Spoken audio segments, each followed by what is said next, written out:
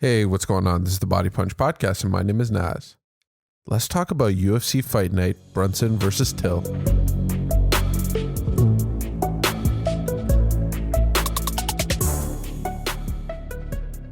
We got a fun UFC Fight Night featuring Darren Till and Derek Brunson. This is a fun main event that's happening September 4th in the UFC Apex. It's a good night of fights. Originally, the card was made for the UK, but they had to switch it to Las Vegas. Still, they're starting a little bit earlier than usual, around 1:30 p.m. Eastern Standard Time, and then the main event starting at 4 p.m. So they're still catering to the UK fans. They got a lot of great fighters from there. And main eventing it is Darren Till facing off against the amazing wrestler Derek Brunson. Both of these guys have had some wins, some great wins. Darren Till, he was really peaking at one point in his career. He's at number 7 now. He fought for the title against Tyron Woodley. He lost that one, unfortunately. Derek Brunson, he's going on a nice little run right now. And it was right after the loss to Israel Adesanya. He fought against Elias Theodoros. I believe that one was, it was in Canada. That was a great night of fights. That was under Ally Quinta and Cowboy Cerrone. That was a great one to watch. I remember the Elias Theodoros fight against Derek Brunson was it was a tough one to watch because of how much Elias was relying on wrestling. And Derek Brunson was just taking him down. It was just a tough one to watch. I remember watching that one live. And the fans weren't too happy about that one. I think that was the last fight Elias had in the UFC. He was slated to be one of Canada's rising stars, and unfortunately, that was one of his last fights. It was a tough way to lose, especially losing against Derek Brunson, who is always a tough out for anybody. And then after that, he faced off against Ian Heinisch, won in unanimous decision, UFC 241. Ian Heinisch, I've always respected him. He's always had one of those styles that has been so, I would say it's somewhat underrated, and unfortunately he hasn't won the big time fights that he's been offered. He's lost 2 of his fights now, one of them being against the ever formidable Kelvin Gastelum. And I've always really liked Ian Heinisch. He's got a fun backstory as well. But he lost against Derek Brunson, and that was the second fight on the 4-fight win streak that Derek Brunson's on. Shabazian, that was a great fight. A lot of people had Derek Brunson losing that fight before we went into it, and we thought it was going to be Shabazian's coming out party, but he won that by TKO punches. That was another fight night that was headlined by Derek Brunson. Then he fought against Kevin Holland. That was the one where that was the first one that he lost, and kind of put Kevin Holland on the skid that he's on right now. It's not much of a skid. He's only lost 2 of his fights now, and they've been with some of the top opponents in the UFC.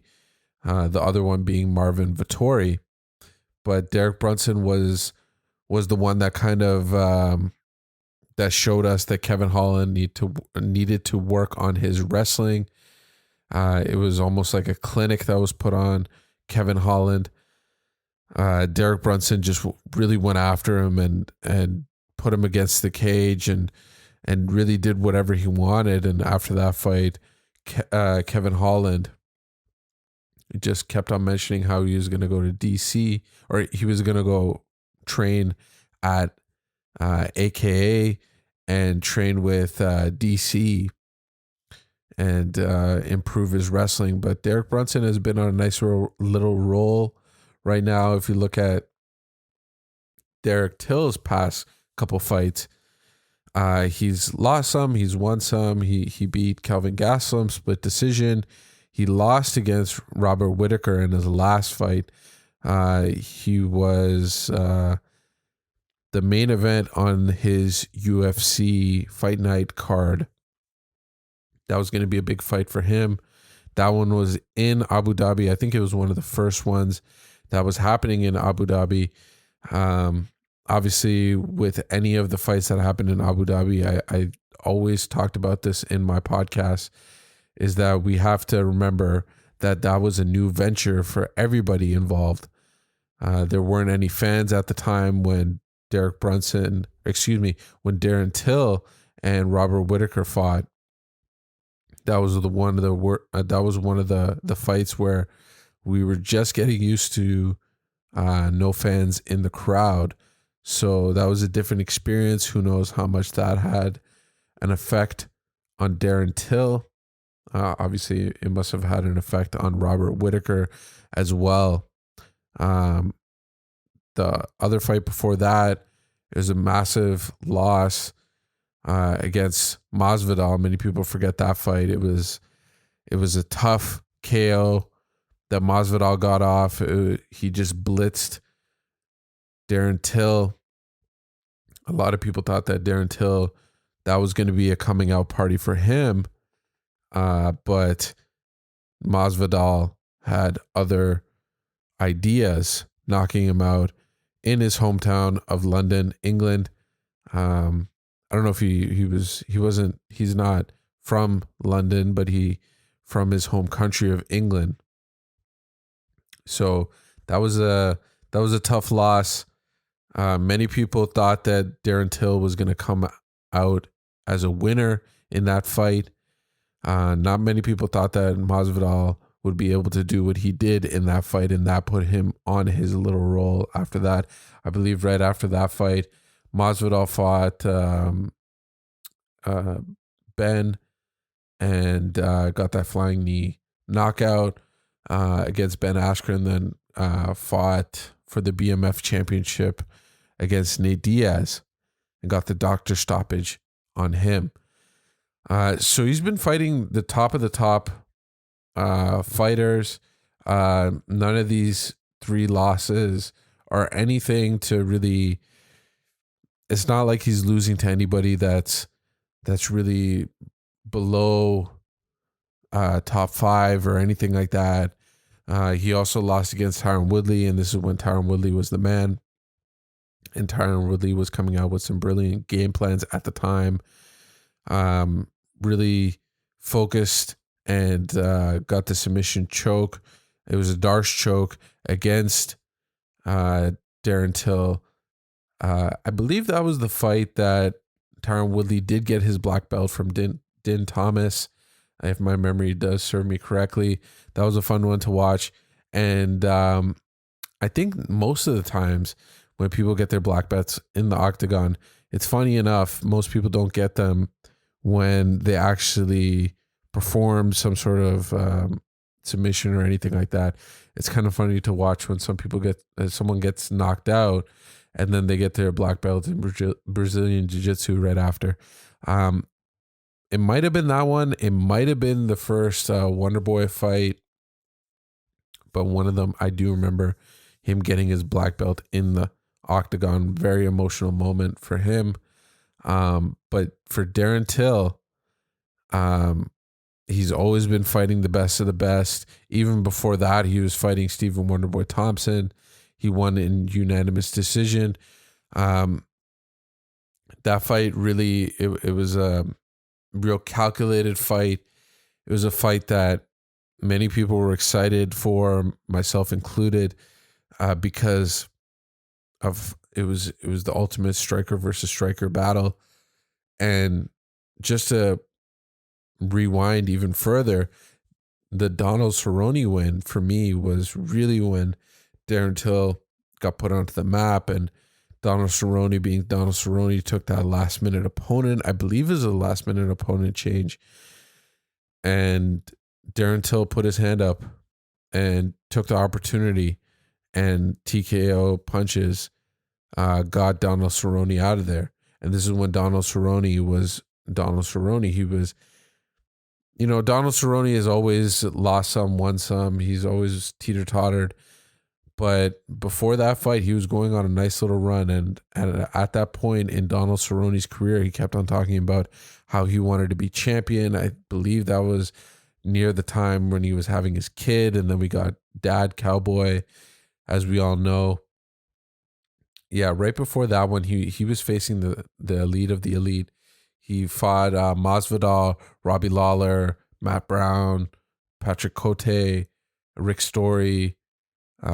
Man, I'm going through Donald Cerrone's career now, but he was fighting the top of the food chain fighters. He had 2 losses coming into that fight against Darren Till, but Darren Till still took that opportunity. He does have that Muay Thai background. He really was unknown at the time. Not that many people knew about his striking abilities. They just thought he was just some young, talkative kid who was just happy to be in the moment. But he took that moment and he grabbed it and took full advantage of it. I think for this fight between Derek Brunson and Darren Till, it's really going to be all about, is Darren Till able to nullify Derek Brunson's wrestling? We all know Darren Till as being the gorilla and all this stuff, but he was the gorilla at 170. Now at 185, he's around the normal weight. I mean, the height and reach and all that of these 185ers. If you look at Derek Brunson here, he's 6'1", and Darren Till is 6 foot. The height and reach is almost the same. I mean, the reach is in favor of Derek Brunson here, 77 inches to 74.5 inches for Darren Till.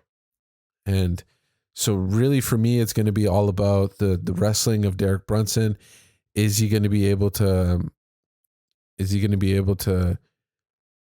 really take advantage of it and take down Darren Till? Because on the feet, Darren Till could light up Derek Brunson. In my opinion, at 185, we haven't seen the true power that Darren Till showed in the past. There's not that many times where Darren Till went in and cold knocked out people in the top 5 at 170, but he was able to really maneuver and show his accurate striking at 170. But will he have knockout power? Will he be able to throw his punches effectively while Darren Brunson is trying to take him down? This could be another Kevin Holland situation where Darren Brunson really just goes after him and doesn't care about making an exciting fight and almost Khabibs him, if you will, and doesn't care at all and just makes it a grit and grind kind of fight and puts him up against the cage. Who knows? And will Darren Till be able to use his striking abilities and take him out on the feet? That's where it really stands for me, just to put it in simplest terms for that fight. And let's look at the rest of the card for this UFC Fight Night. Like I said, really heavily catered to the UK fans. We got Tom Aspinall in the heavyweight division. Rising star in the heavyweight division. He's a young kid. I believe he is, and I'm just double checking this. Yeah, he's 28 years old. Heavyweight division. Super young for the heavyweight division. And he's got a tough test ahead of him against the Polar Bear. I believe his nickname is the Polar Bear, but very tough test. And it's going to really show where Tom Aspinall is in his career, because in this heavyweight division, we don't have young stars in there. And at the age of 28, he is very young in the heavyweight division. He could be another rising star for the UK. We also got Khalil Rountree Jr. coming out. Who knows what kind of style he's going to show. Sometimes he's heavily Muay Thai style. I remember one of his last couple fights coming out in that totally different stance. Such an exciting fighter to watch.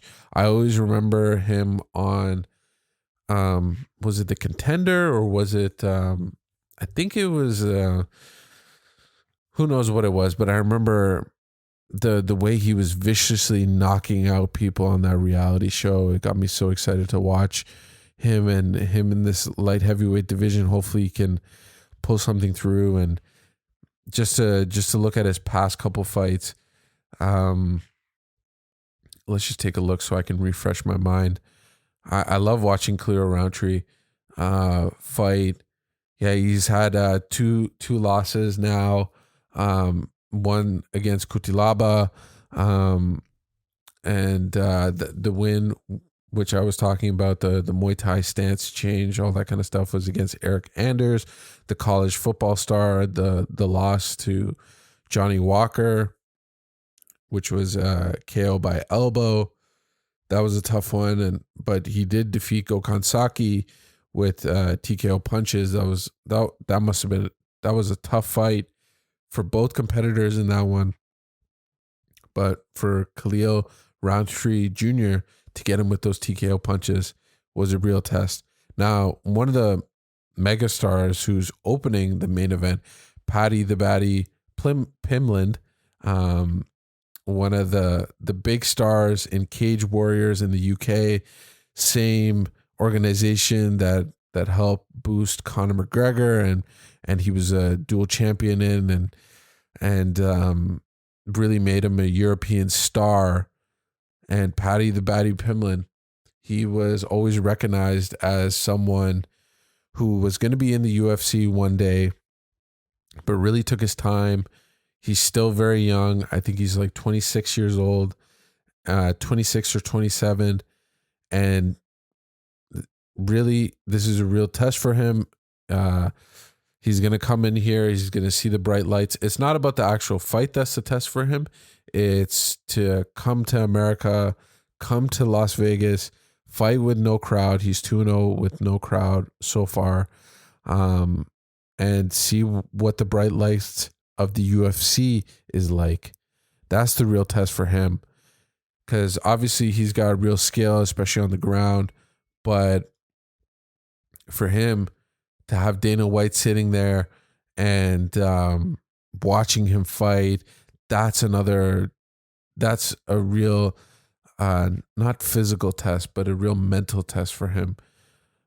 We also got Molly McCann, which she is the main event for the prelims.